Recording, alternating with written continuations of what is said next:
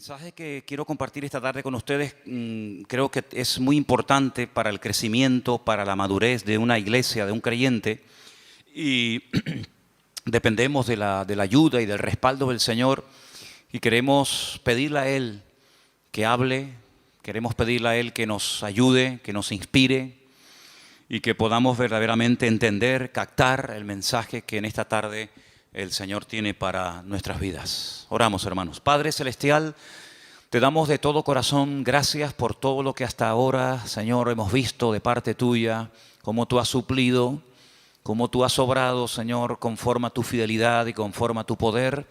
Y reconocemos que es tu gracia, que es el favor de Dios, el que permite que tu reino se extienda y tu obra se desarrolle y se multiplique y podamos llegar a otros lugares, Señor, donde hay tanta necesidad. Señor, queremos pedirte en esta tarde que tú bendigas esta enseñanza, este mensaje, y que no solamente los que están aquí puedan disfrutar y aprender, sino también después las cientos y miles de personas que lo estarán escuchando y viendo en diferentes lugares. Señor, nos consta que hay muchas personas, Dios mío, que escuchan tu palabra a través de los medios, de las redes sociales, y pedimos, Señor, que sea una enseñanza práctica, una enseñanza que nos ayude y nos capacite para poder vivir vidas victoriosas y vidas bendecidas conforme al plan y al diseño tuyo, Señor. Nos encomendamos a ti y pedimos que todo lo que a partir de ahora se hable y se comparta sea de gran bendición para todos y cada uno de nosotros. En el nombre bendito de nuestro Señor Jesús. Amén. Y amén. Yo les invito a que ya sin más demora vayamos al libro de Romanos, al capítulo 8. Romanos capítulo 8. Esta es la única carta que Pablo escribe a una iglesia que él no ha fundado. Todas las cartas que tenemos de Pablo en el Nuevo Testamento fueron después escritas a congregaciones que él las abrió personalmente. Cuando le escribe a los Corintios, las personas que van a recibir esta carta son sus hijos en el Señor espiritualmente hablando, o los tesalonicenses, o los colosenses, o los efesios, ¿verdad? También escribe cartas personales, por ejemplo, a Filemón, a Tito, a Timoteo. Pero esta es una carta que él escribe a una iglesia que él no ha establecido, que él no ha fundado.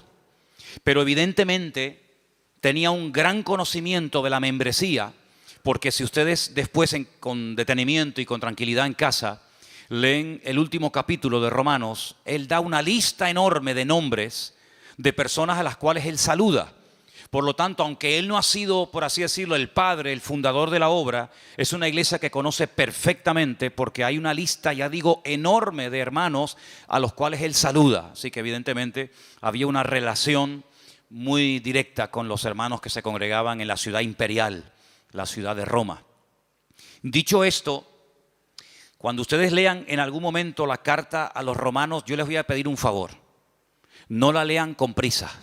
No la lean así diciendo y terminé de leerla, sino que léanla tranquilamente, porque es una de las cartas más profundas del Nuevo Testamento.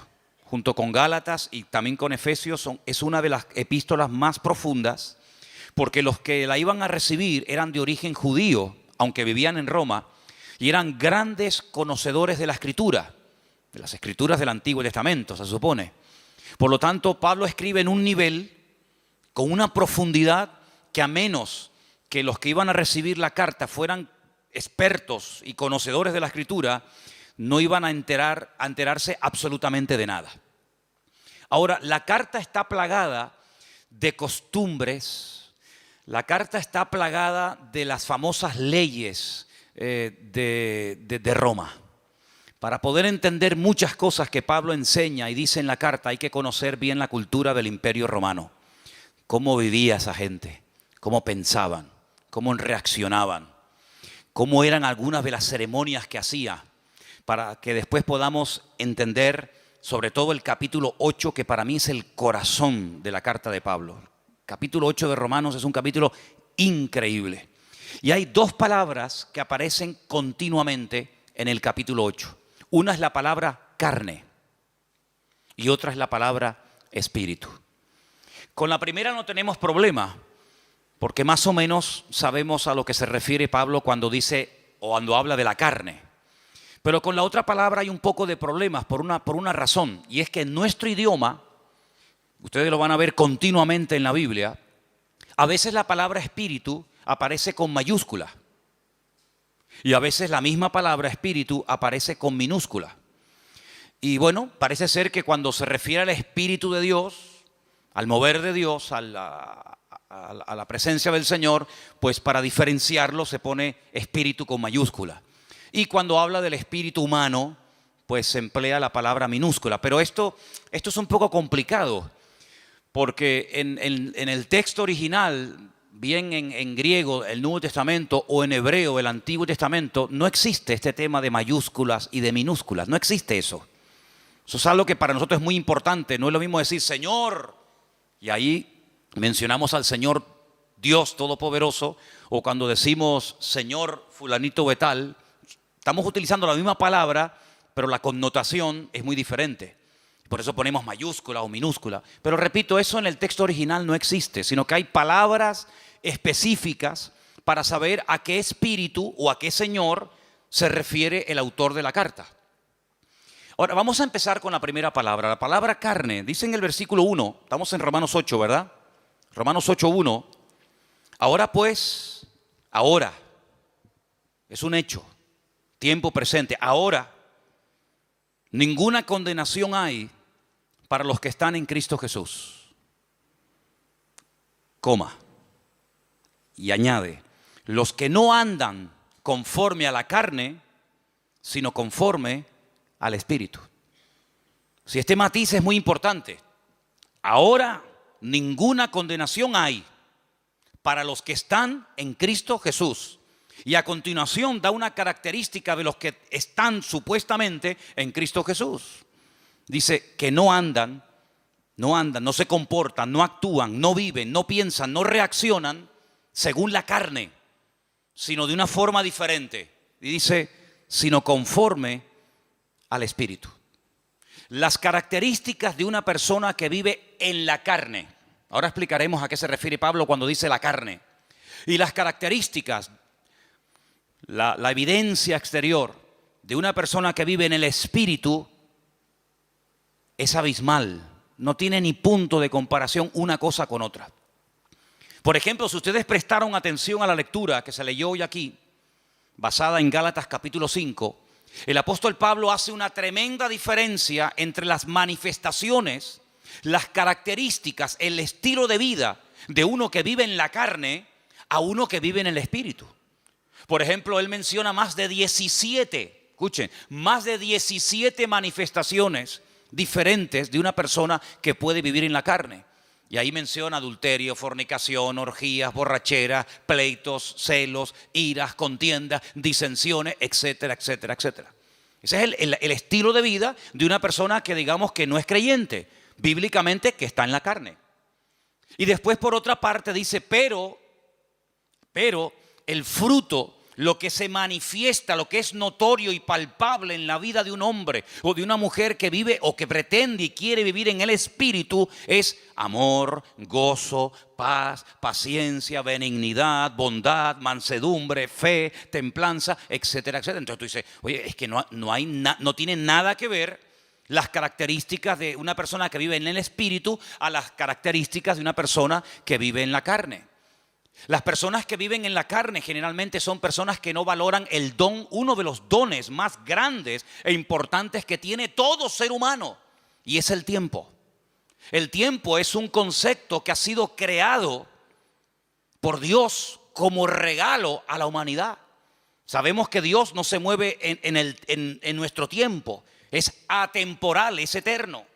Pero el concepto tiempo, eso de minutos, segundos, horas, milenios, años, siglos, etcétera, eso es algo que tiene que ver con nuestras reglas de juego, es nuestro patrón de conducta. Es ahí donde nos movemos. Y ese es un regalo que Dios le ha dado a todo ser humano. Mira, el ateo más ateo del mundo, cuando se levanta por la mañana, tiene 24 horas. Y el creyente más santo y más consagrado al Señor tiene exactamente lo mismo, 24 horas. Y una persona que no quiere saber nada de Dios, que tiene un modelo, un diseño de vida totalmente antagónico, opuesto al de un creyente, tiene una semana de 7 días. Exactamente igual que la semana de 7 días que tiene un creyente. Luego, el concepto tiempo es un regalo universal. Los blancos, los negros, los ricos, los pobres, en todos los continentes de la tierra, el tiempo es igual para todo el mundo. Y una de las características de una persona que vive ajeno a la voluntad de Dios, ajeno al diseño de Dios, es decir, que vive en la carne, es que desperdicia el tiempo, no lo valora. Ahora, cuando Pablo le escribe a los que quieren vivir esforzándose en el Espíritu, dice, ojo, aprovechen bien el tiempo. Cuidado, porque el tiempo que pasa no se puede recuperar. Esa es una de las características del tiempo. Si ya no podemos volver al pasado, no existe máquina del tiempo, no hay regresión, no podemos volver atrás y decir, oye, ayer me quedaron por hacer esto, esto y esto. Amigo, pasó a la historia y nunca más ese tiempo, ese minuto, ese año volverá, nunca más. Es como las olas, cuando entran y rompen en la arena, esa ola desapareció, vendrá otra, pero esa ya desapareció. Exactamente es igual el tiempo, va transcurriendo. Y Santiago lo define como una especie de neblina. Dice que el tiempo, la vida, que está incluida en el factor tiempo, dice que es como neblina que pasa y cuando te das cuenta, se te fue la vida, amigo. Entonces, una de las características de las personas que viven en la carne es que desperdician el tiempo, no valoran el tiempo. Aparte de que viven en desorden, en desobediencia, dándole lugar a todo tipo de vanaglorias, de soberbias, de vicios, convirtiéndose queriendo o sin querer, consciente o inconscientemente, en esclavos, en dependientes de cosas o de personas. Y por eso después se llevan desilusiones y desengaños, personas que han puesto su fe y su confianza en otras personas o en instituciones, ¿verdad? Y se llevan un desengaño porque las personas que viven en la carne, al no esperar en Dios, sino al esperar en el hombre, pues la Biblia dice, cuidado con confiar en el hombre, porque te puede llevar tremendas desilusiones. ¿Cuántos dicen amén? Ahora, Pablo emplea la palabra carne en un sentido general. Después vamos a ver cómo él intenta utilizar esa palabra para hablar de otros conceptos. Pero en primer lugar vamos a ver la palabra carne como palabra en sentido general. Algunos versículos de Romanos, ¿les parece? Romanos 2, versículo 28. Romanos 2, verso 28. Vamos a escuchar este primer texto, por favor. Pues no es judío el que lo es exteriormente, ni es la circuncisión la que se hace exteriormente en la carne. ¿Ves? Cuando Pablo habla del rito, de la ceremonia de la circuncisión, es una operación, es una marca que se le hace al varón a los 8 días. ¿En dónde? En la carne. Entonces, él tiene obligatoriamente, cuando hace referencia a esa ceremonia, a ese rito, que mencionar la palabra carne. No puede mencionar otra porque es la que le cae como anillo al dedo, porque está hablando de la carne física, ¿verdad? Entonces la circuncisión, al ser algo hecho en la carne, tiene que utilizar evidentemente esa palabra. No tiene una doble connotación, sino que en ese caso se refiere literalmente a la carne, ni más ni menos.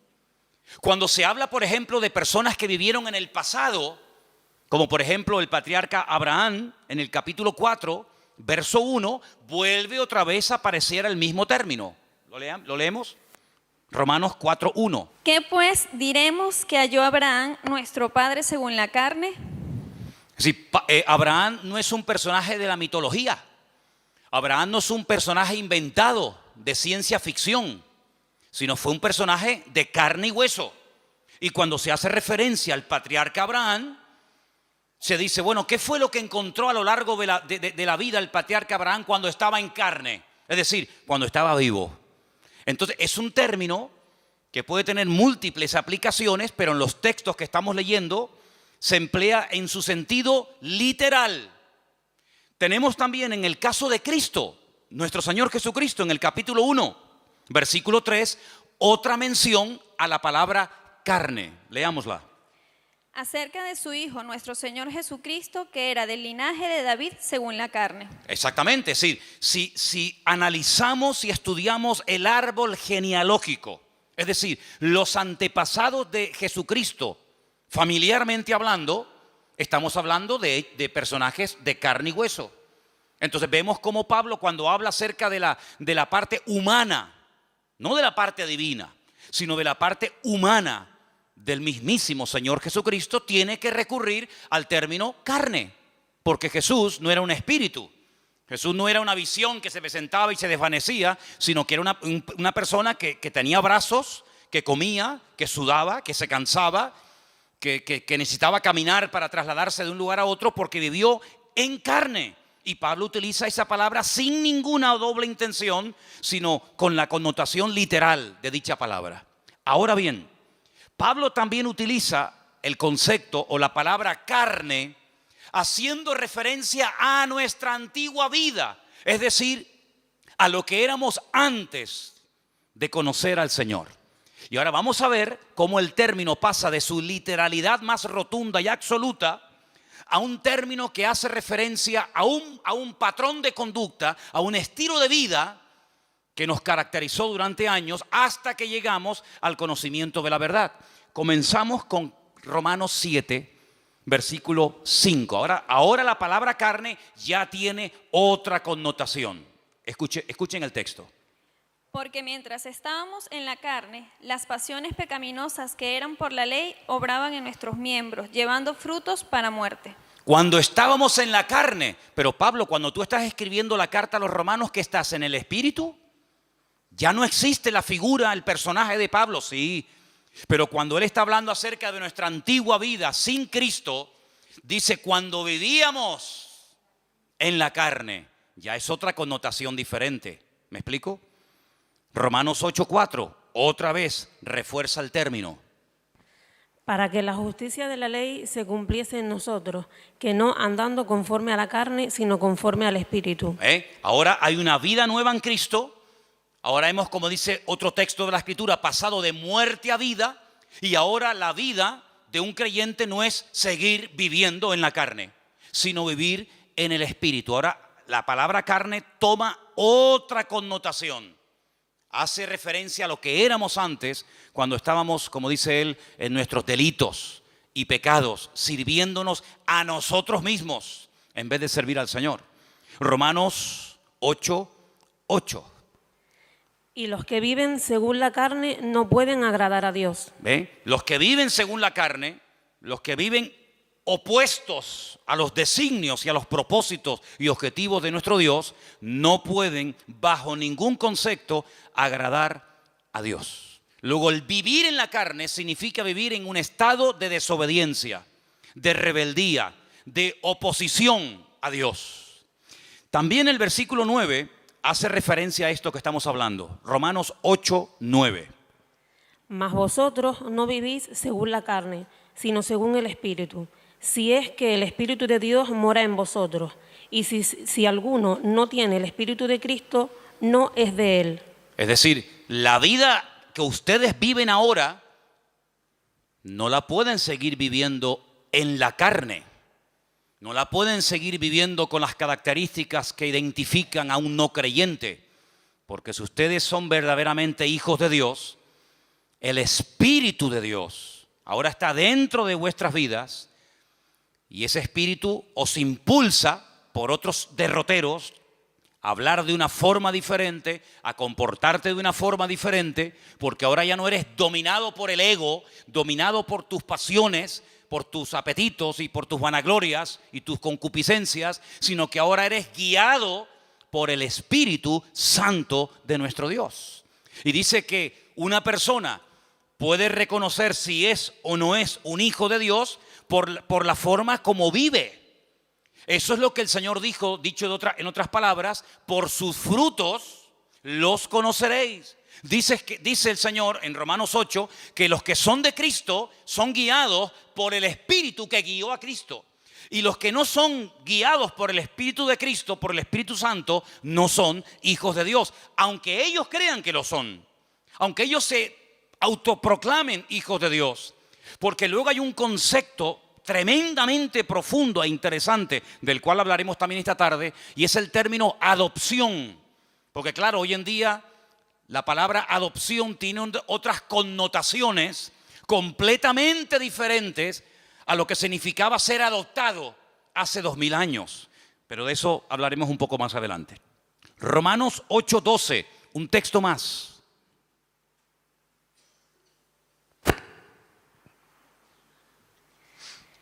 Así que, hermanos deudores, somos no a la carne, para que vivamos conforme a la carne. Muy bien, entonces hemos visto cómo Pablo utiliza la palabra carne como en sentido literal, pero también utiliza ese término cuando hace referencia a una vida de desobediencia, fuera, ajeno a la voluntad de Dios. Y no hay nadie aquí, no hay nadie, ninguno de nosotros puede decir, yo nunca viví en la carne. Porque esa es una de las características innatas del ser humano. Pablo utiliza una analogía. La carta a los romanos está llena de analogías, comparar una cosa con otra. Y hay un momento en el que Pablo, para que podamos entender más lo que es vivir en la carne con sus consecuencias y lo que es vivir en el espíritu con sus correspondientes consecuencias, echa mano del primer hombre, echa mano de Adán. Y él dice, en Adán todos pecamos. En Adán todos estamos en cierto sentido identificados. Y tú dices, bueno, pero yo no pequé como Adán. ¿Yo qué culpa tengo que Adán haya pecado para que Dios a mí hoy por hoy me considere culpable o pecador? Es que nosotros no somos pecadores porque pecamos. No. Nosotros pecamos porque somos pecadores. Lo voy a repetir. Nosotros no nos convertimos en pecadores cuando pecamos. Es que nosotros pecamos porque somos pecadores. Y nosotros no morimos porque hayamos cometido un pecado, sino que nosotros morimos porque Adán era el representante de la raza humana, aunque en ese momento no existía raza humana, pero era el cabeza de toda la raza humana que vendría posterior a él. Y todo lo que él hizo es como si tú y yo lo hubiéramos cometido. Prueba de ello que cada vez que vas a un cementerio, cada vez que vas a un entierro, te puede venir a la cabeza decir, esta es la consecuencia del pecado de Adán. Así como en Adán todos mueren, así como en Adán el sello, el estigma de la desobediencia, de la rebeldía y de ser pecadores es notorio y evidente, ahora el apóstol Pablo dice, pero hay un segundo Adán y lo llama el Señor Jesucristo. Y así como en Adán todos mueren, en Cristo todos viven. Entonces nosotros tenemos que tomar una decisión cada día. ¿Como quién quiero vivir? ¿Como Adán o como Cristo? ¿Cómo quiero vivir? ¿En qué equipo quiero jugar? ¿En el equipo de Adán o en el equipo de Cristo?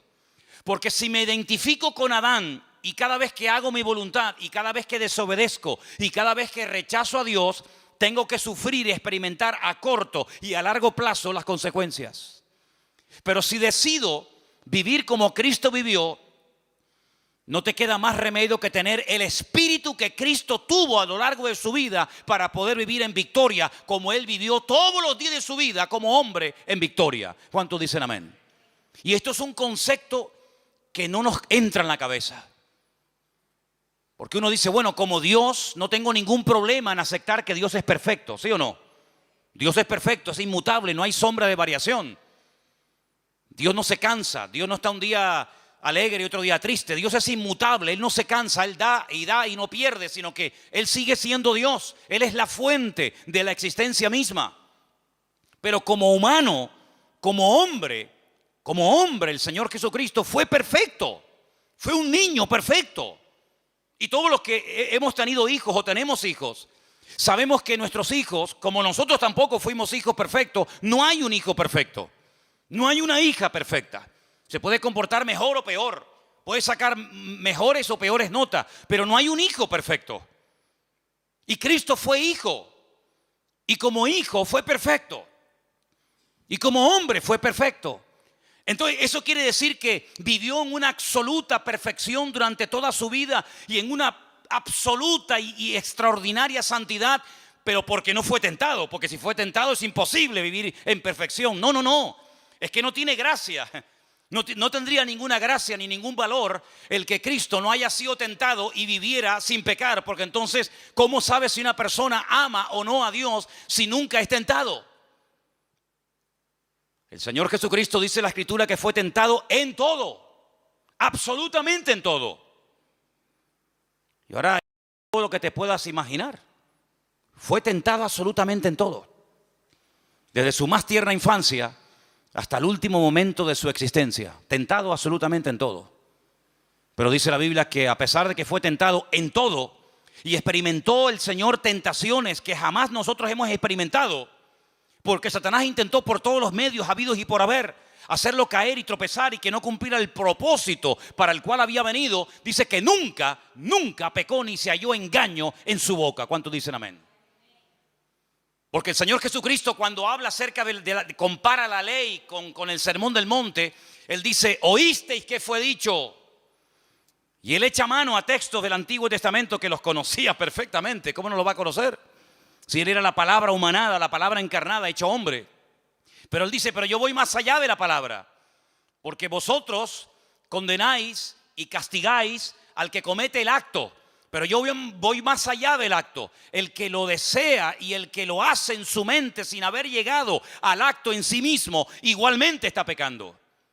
Es decir, que una persona puede estar pecando sin moverse de la silla.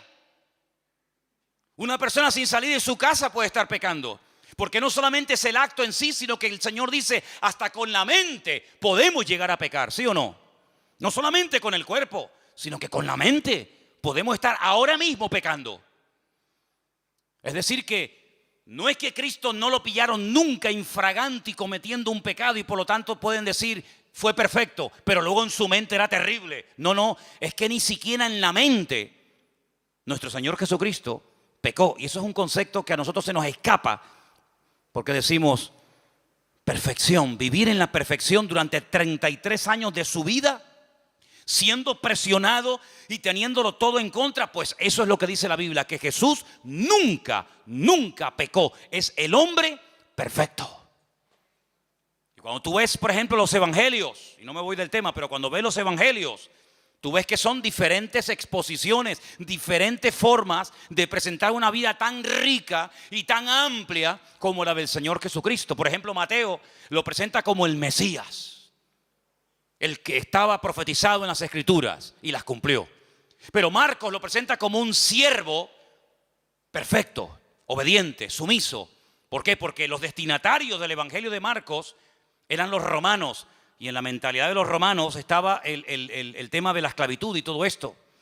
Pero cuando, por ejemplo, Juan lo presenta no como el Mesías, sino lo presenta mucho más amplio, de 7 formas diferentes, como la luz del mundo, como el verbo hecho carne, como el pan de vida, como el camino, la verdad y la vida, la vid verdadera, etcétera, etcétera, etcétera.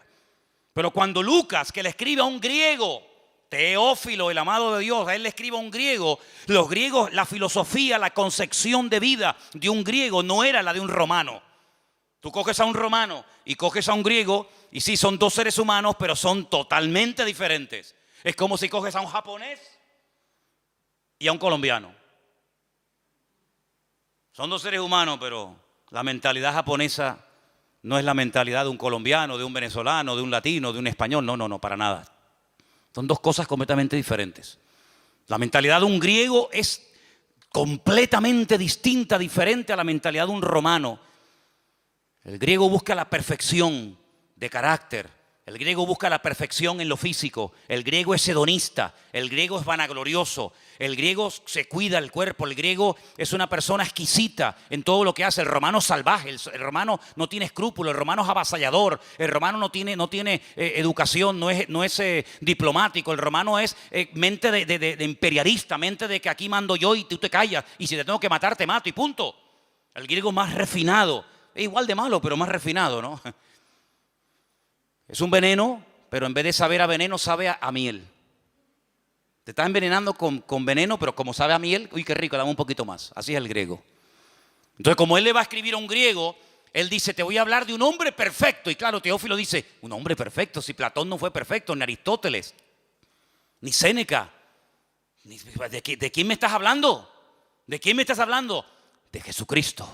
el Hijo de Dios, y lo presenta como el hombre perfecto. Así que Cristo nunca vivió en la carne, ni siquiera cuando dormía su subconsciente le traicionaba, jamás.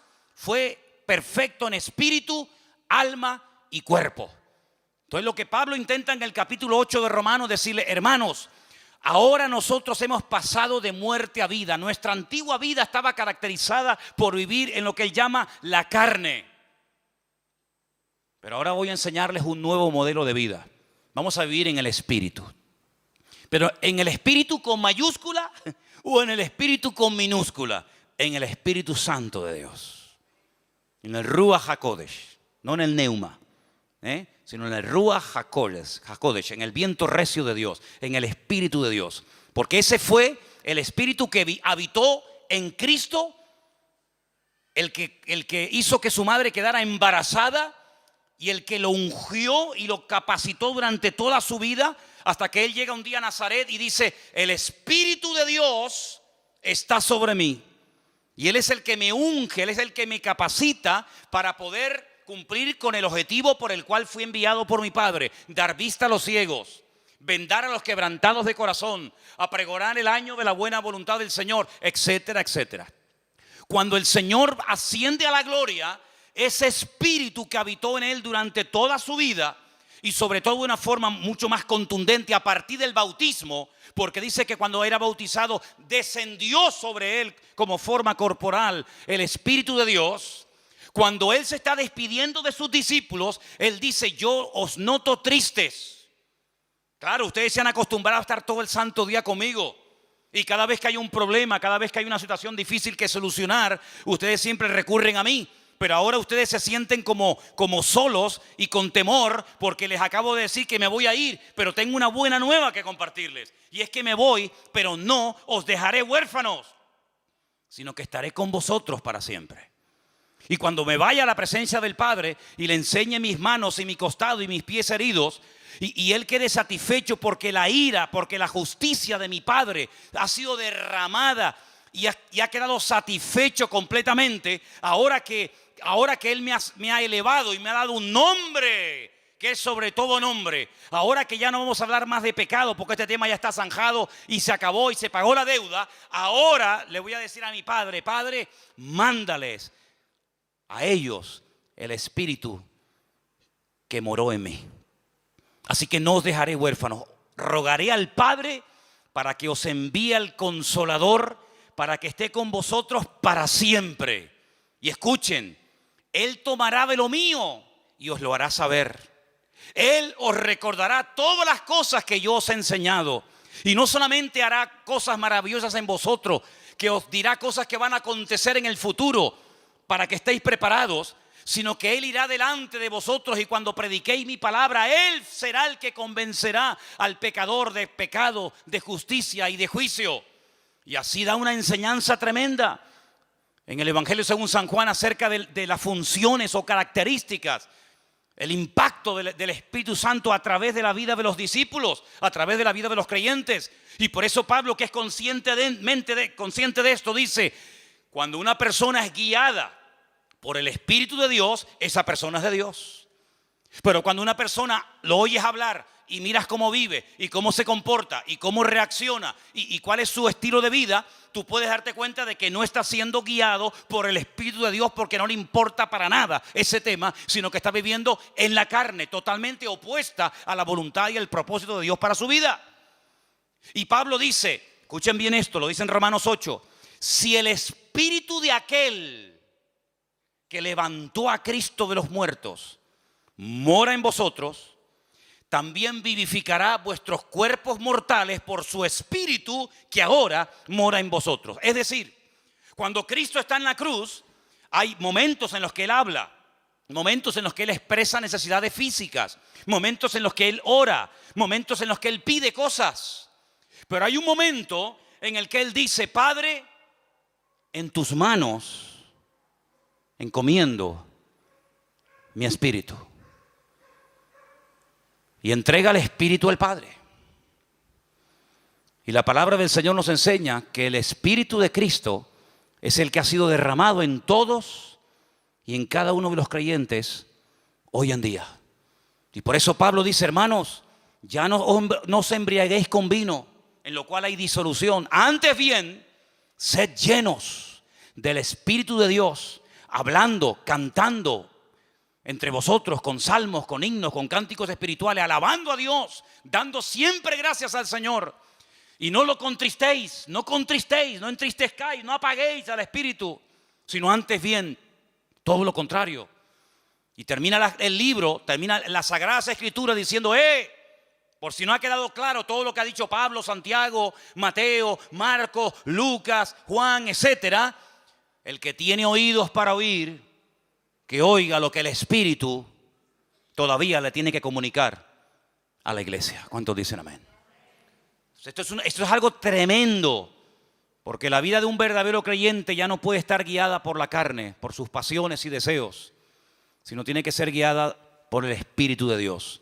Ahora, como el hombre no nace salvo, como el hombre no nace siendo hijo de Dios, como el hombre ya viene condenado por el pecado de Adán, por el estigma del pecado de Adán, se tiene que producir algo milagroso en el ser humano, y que es la adopción. Y hablemos de la adopción. Quiero que vayamos a Romanos, capítulo 8, del versículo 12 en adelante, y dice así, Romanos 8, versículo del 12 en adelante. Así que, hermanos, somos deudores, no a la carne, para que vivamos conforme a la carne. Porque si vivís conforme a la carne, moriréis. Mas si por el Espíritu hacéis morir las obras de la carne, viviréis. Porque todos los que son guiados por el Espíritu de Dios, estos son hijos de Dios. Pues no habéis recibido el espíritu de esclavitud para estar otra vez en temor, sino que habéis recibido el espíritu de adopción, por el cual clamamos, Abba, Padre. El Espíritu mismo, escuchen bien esto es tremendo. El Espíritu mismo da testimonio a nuestro espíritu de que somos hijos de Dios. Y si somos hijos, también herederos. Herederos de Dios, coherederos con Cristo, si es que padecemos juntamente con Él, para que juntamente con Él seamos glorificados. Ahora, la ceremonia, el acto de adopción en el Imperio Romano hace 2000 años era algo muy profundo, muy complicado y lleno de una ceremonia y de una parafernalia increíble. No es como hoy en día que dices quiero adoptar un niño y con dinero te vas a la China o te vas a un sitio y adoptas a un niño y te hacen una especie de test psicológico y ven si tienes los requisitos, si tienes la economía para hacerlo, etcétera, etcétera, etcétera. En el Imperio Romano, ¿cómo se adoptaba una persona? ¿Qué se hacía? Primeramente, había dos procesos. La palabra es mancipatio, la primera etapa de la adopción, y la segunda es vindicatio. Se cogían monedas, una balanza y 7 testigos, y se iba a la autoridad correspondiente. Y lo que se hacía era como que se ponía a la venta a un hijo, a una persona. Entonces se decía, vendo a fulanito de tal. La persona con esas monedas las pesaba en la balanza y lo compraba. Volvía a ser exactamente la misma ceremonia en ese momento o en otro momento o lugar. Lo ponía a la venta, lo subastaba. Y llegaba un momento en el que él pujaba otra vez y lo volvía a comprar. Pero la ceremonia, el acto más importante de la ceremonia era cuando se ponía a la venta a la persona y la persona que tenía capacidad para comprarla no pujaba y no lo compraba. Y si no lo compraba, la persona que lo ofrecía, automáticamente se rompía todo vínculo legal, la patria potestad sobre dicha persona, y el que lo comprara pasaba automáticamente a ser el padre, adoptar a esa persona como uno de sus hijos. Estos 7 testigos, en el caso de que muriera el que había hecho la venta y el que había hecho la compra, estarían siempre preparados para presentarse ante las autoridades pertinentes de la época para decir, no, yo fui testigo de que este hombre vendió el día tal en tal lugar a fulanito de tal y esta persona pujó por él y lo compró por tal cantidad. Y entonces, ¿qué ocurría a partir del momento en el que una persona adoptaba, compraba? Porque la adopción no era por sentimiento, sino que había que dar un precio muy elevado para poder comprarlo. A partir de ese momento, todos los derechos y obligaciones que tenía el que había sido adoptado con su antigua familia o con la persona que lo había vendido quedaban automáticamente anulados. Tú no tienes ya absolutamente nada que ver con este hombre que te vendió y que ya no tiene ninguna autoridad sobre tu vida. Segundo, si tú tenías deudas contraídas cuando eras hijo o cuando eras propiedad de ese hombre, en el momento en el que eres adoptado, todo tu pasado queda totalmente cancelado, todas tus deudas anuladas. Y a partir de este momento comienzas a formar parte de otra familia con todos sus derechos y todas tus deudas del pasado quedan anuladas. Y a partir de este momento legalmente eres considerado heredero legítimo de ese hombre que te ha adoptado como padre o te ha comprado para él. Y finalmente, si ese hombre que lo había comprado o adoptado tenía más hijos, estos hijos legítimos, nacidos de su esposa, no podían en ningún momento anular el acto de adopción que previamente se había establecido. Conociendo la ley romana, conociendo todo este proceso y toda esta parafernalia de la adopción, el apóstol Pablo dice, nosotros pertenecíamos a un dueño terrible que nos tenía la vida amargada. Éramos esclavos del pecado. Pero no mires el pecado como el problema. El problema no solamente era el pecado. El problema era el que estaba detrás de los pecados. Y era nada más y nada menos que el príncipe de las tinieblas, Satanás mismo. Él era nuestro dueño, el que controlaba nuestra vida, el que dirigía nuestras emociones y sentimientos, el que hurtaba, mataba y destruía nuestra vida en momentos puntuales, en unas ocasiones más y en otras ocasiones menos. Y llegó un momento en el que alguien pujó por nosotros. Llegó un momento en el que alguien nos quiso comprar. Y nos compró a precio de sangre. Su propia sangre. Y el que nos compró se llama Señor Jesús. Y ahora lo mismo que Él va a heredar, vosotros también lo heredáis juntamente con Él. Porque ahora no solamente sois hijos adoptivos de Dios, sino que ahora sois coherederos con Cristo juntamente con Él. Pero había 7 testigos que en cualquier momento podían ser llamados para testificar de que eso se había producido. ¿Y dónde están esos testigos? Pablo dice, el Espíritu Santo es el que da testimonio de que ahora somos hijos de Dios. Es decir, la misma presencia del Señor está dentro de nosotros, no solo con nosotros, sino en nosotros. Y da testimonio a nuestro espíritu que lo que se ha producido no es un cambio pasajero y un cambio simplemente de imagen, sino un cambio en el mundo espiritual. Hemos pasado en fracción de segundo de muerte a vida. Y por eso cuando hablamos de la conversión es algo tan profundo. Conversión, convertido a Cristo, es mucho más. De hecho, no tiene nada que ver con venir aquí o no venir aquí. Hay gente que puede estar viniendo aquí y no son salvos. La salvación no es cambiar de iglesia, cambiar de religión, cambiar de imagen, sino es cambiar por dentro. Y el único que nos puede cambiar por dentro es nuestro Creador, el que nos hizo, pero no solamente nos hizo y nos creó, sino que además nos compró y nos adoptó como hijos suyos en su familia. ¿Cuántos dicen amén? Y ahora el Espíritu de Dios nos anhela celosamente. Y es el que ahora nos guía. Es el que dice la Biblia en Lucas 12:12, Él os enseñará en la misma hora lo que debéis decir. No os preocupéis, vivan relajados y tranquilos, porque el Espíritu os guiará a toda la verdad, porque no hablará por su propia lengua, por su propia boca, sino que tomará de lo mío y me glorificará a mí. ¿Cuánto dicen el Señor? ¿Cuánto dicen amén al Señor? Así que, amados hermanos, en esta tarde tenemos que tomar una decisión, pero radical. ¿En qué equipo queremos jugar? ¿Qué estilo de vida vamos a llevar? ¿En la carne o en el espíritu?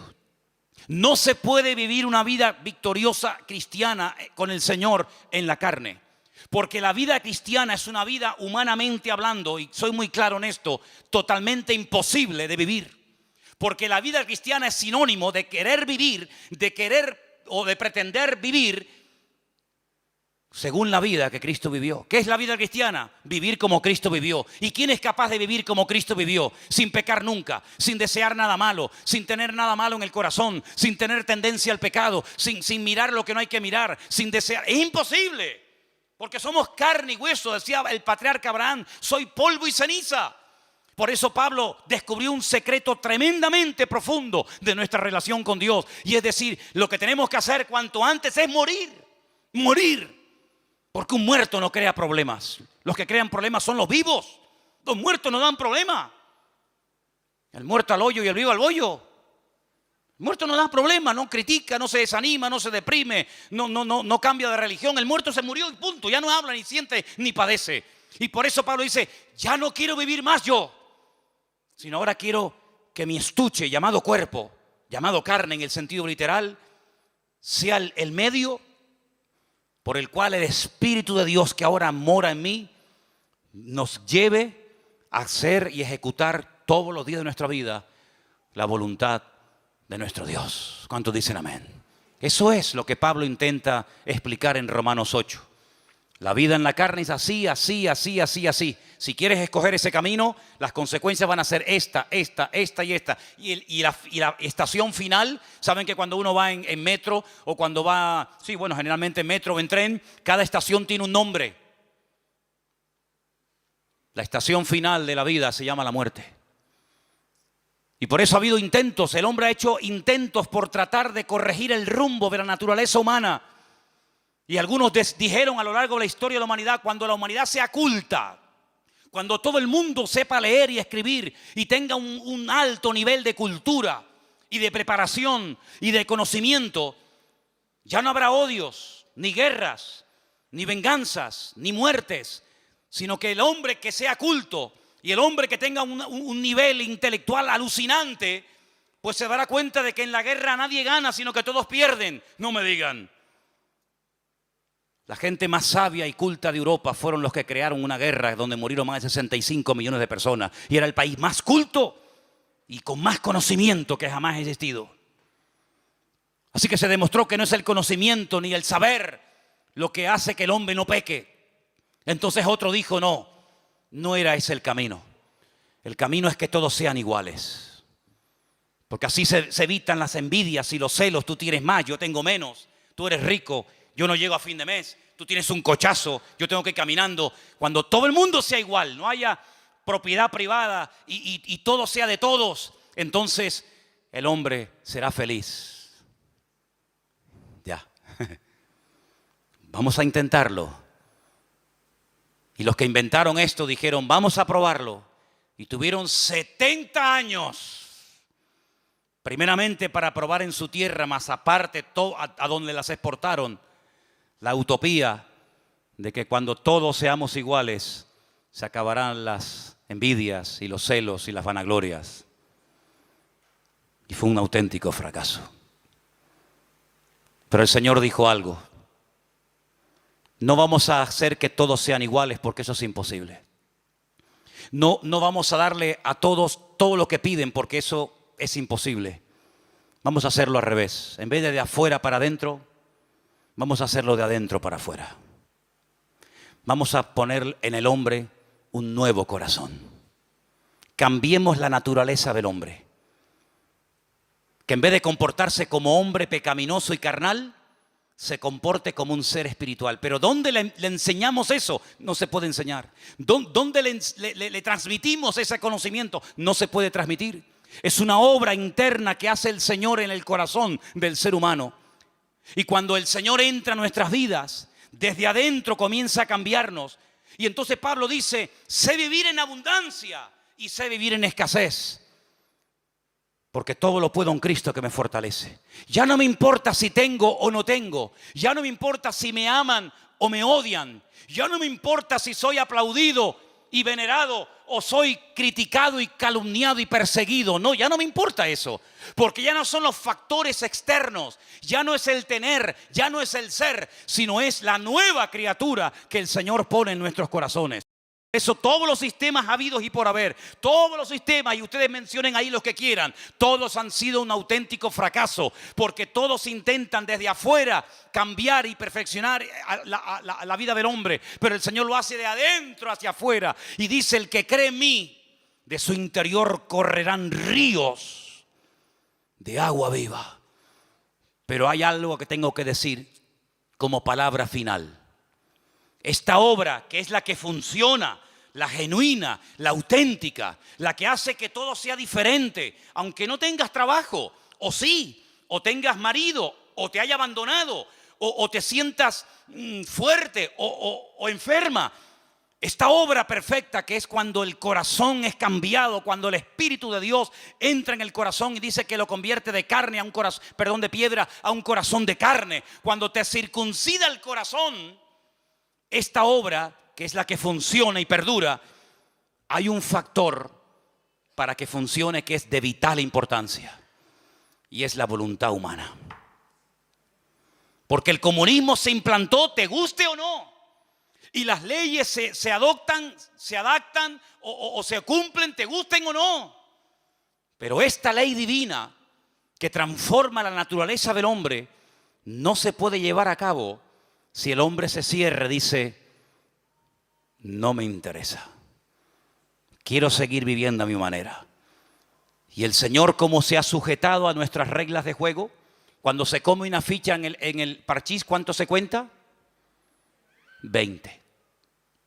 Y cuando se mete la fichita dentro de casa, 10. Y cuando te salen 3,6, a casa. Son las normas. ¿Sí o no? Pues el Señor dice, ustedes han creado unas normas ajenas a mi palabra, y una de las normas que ustedes tienen es que se creen autosuficientes.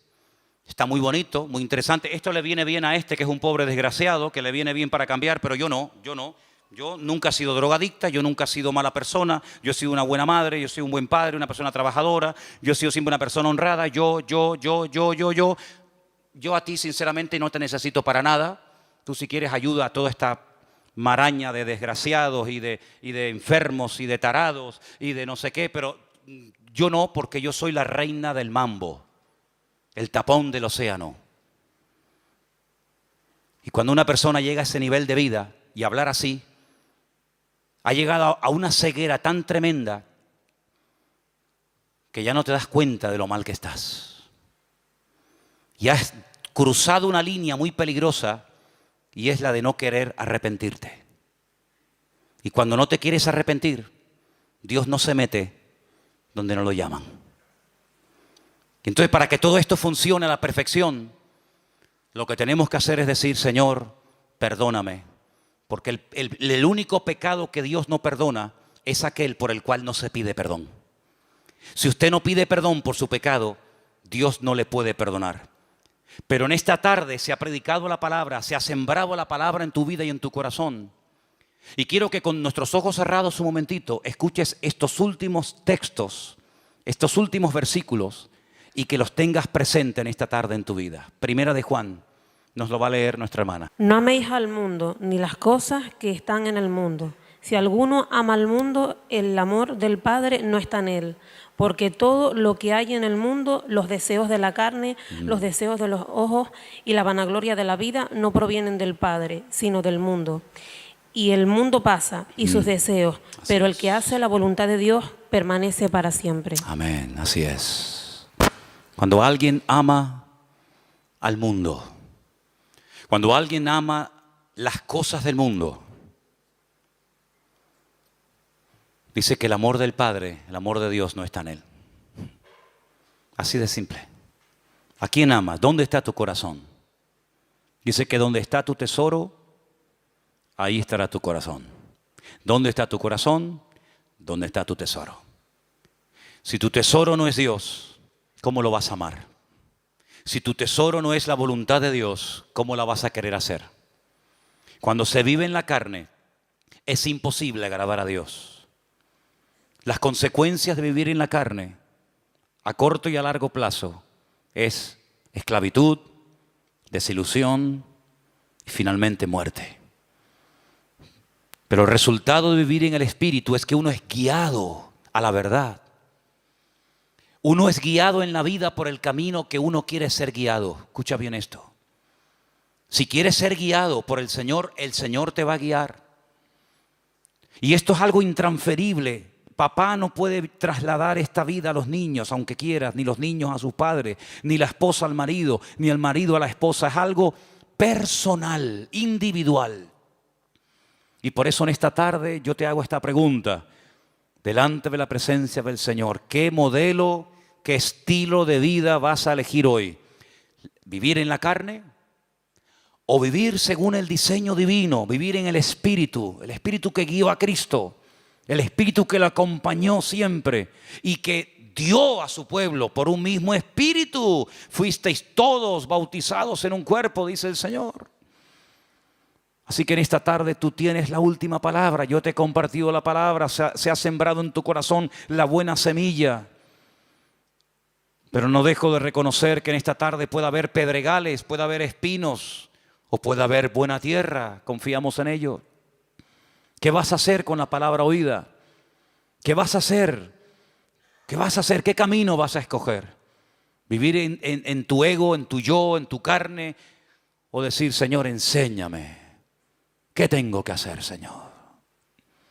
En esta tarde te damos muchas gracias por tu palabra, que es viva, es eficaz. Siempre habla, siempre ministra, siempre toca.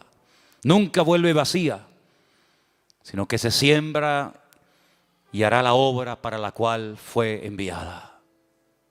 Señor, confiamos de que sea hoy tu Espíritu Santo el que convenza los corazones. Nosotros hacemos nuestra parte, nuestra obra, pero eres tú el que tocas, el que hablas a las vidas.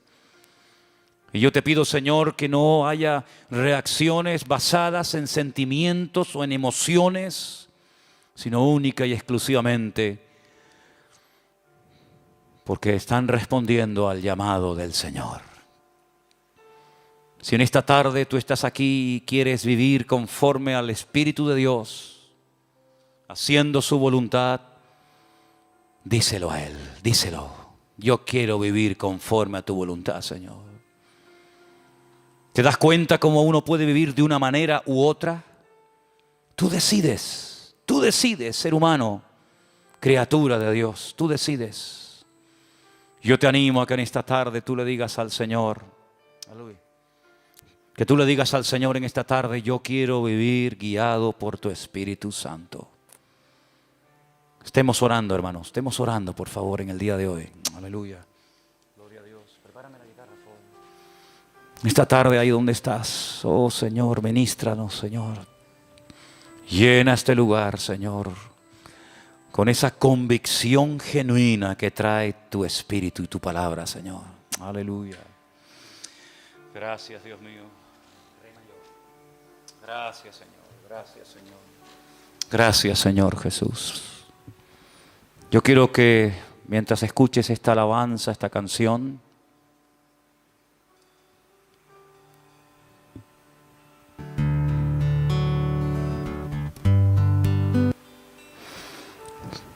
tú estés dejándote tratar por la presencia del Señor.